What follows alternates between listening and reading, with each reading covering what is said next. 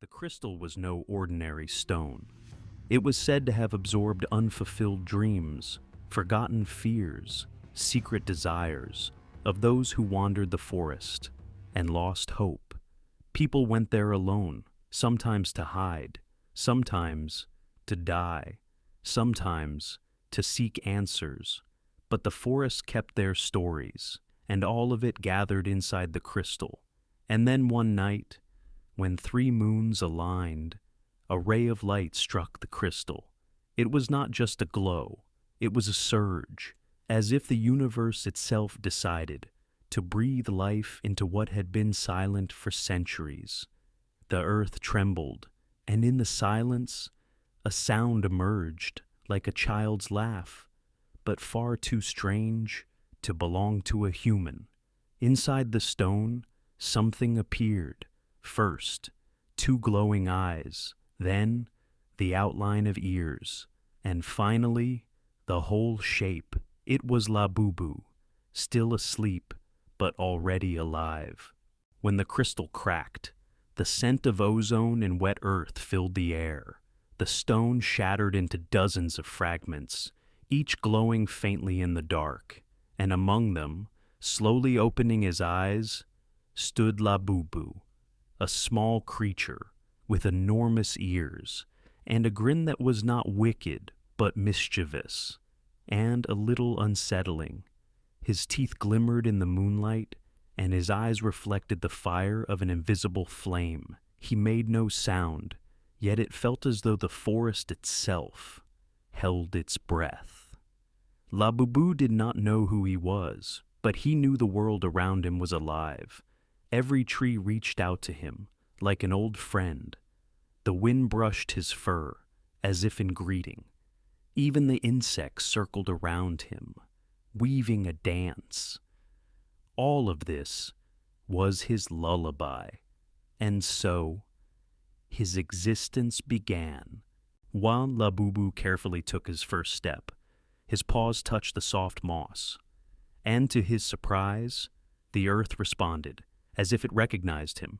With every movement, he discovered something new: scents, sounds, light. He leaned over a drop of dew and saw his own reflection, strange and amusing. He listened to the rustles of the forest and understood. There were words hidden within them. He reached toward mushrooms, and they glowed faintly in reply. But along with joy came unease. Deep down, he knew he had not appeared in this world by accident.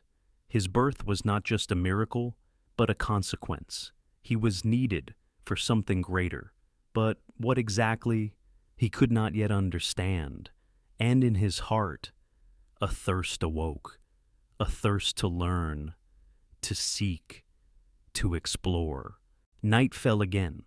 Labubu reached the edge of the forest. There, he saw a man, a wanderer, weary and lost. By his side, a fire that refused to burn. The man sat with his head down, whispering to himself, broken as if burdened by guilt. And then Labubu approached. He did not speak. He could not. But his presence was so strong that the man lifted his head. He saw before him a small creature with large eyes and a strange smile. And in that moment, he understood. Before him stood not an animal, not a spirit, but a mirror. Everything he had hidden inside himself, shame, fear, memories, all reflected in those eyes.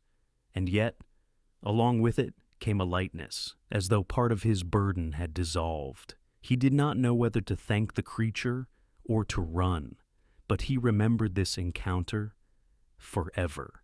Over time, people began to give the creature a name. In their language, there was a word, Labubu, meaning the one who returns. To some, he returned hope, to others, memories, and to a few, their own deepest fears. He was not an enemy, and not a friend. He was simply what you saw within yourself. And so the legends remained, always contradictory. For some, he was a miracle. For others, a punishment. But his presence was so strong that the man lifted his head. He saw before him a small creature with large eyes and a strange smile. And in that moment, he understood. Before him stood not an animal, not a spirit, but a mirror, everything he had hidden inside himself. Shame, fear, memories, all reflected in those eyes. And yet, along with it came a lightness, as though part of his burden had dissolved. He did not know whether to thank the creature or to run, but he remembered this encounter forever. Today, almost no one has seen Labubu, but in the darkest forests, in hours when night feels endless, a strange laugh can still be heard. Those who hear it say that in that moment, they feel completely exposed before themselves. Labubu has not gone. He waits.